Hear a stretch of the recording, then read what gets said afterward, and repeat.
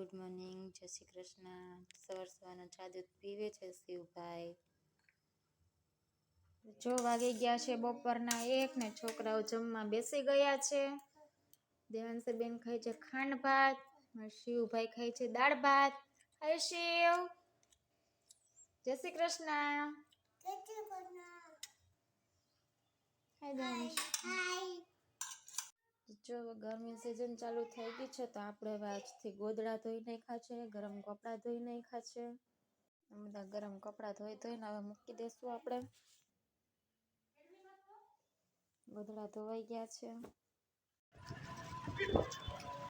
આવ્યા છે અમે વીમાર્ટ મોલમાં કપડાની ખરીદી કરવા.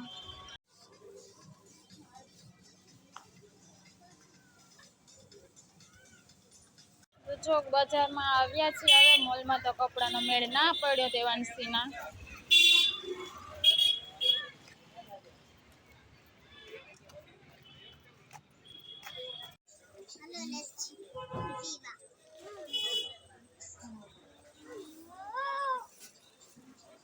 બજારમાં ફરીને થાકી ગયા છે. હવે લસ્સી પીએ છીએ.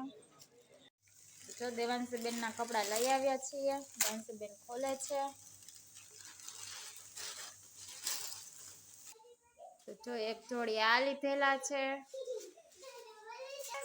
બીજી એક આ જોડી લીધેલી. પછી ઘર આવીને ફટાફટ પાઉંભાજી બનાવ્યા ને બધા પાઉંભાજી ખાવા બેસી ગયા છે. અમારા બાપન તે પાઉંભાજી ખાય છે. જો અમાર બે દેવાંશીબેન ને શિવભાઈ બે ડ્રોઈંગ કરે છે. શું દોરસ દેવાંશી? હું તો પણ છોકરી દોરું છું. શિવ તું શું કરે? હું છોકરો દોરું છું. છોકરો દોરે છે? તને આવડે? હા. અરે વાહ. હું છોકરો દોરું છું. જો શિવભાઈ લીટોડિયા કેવા કરે છે જો.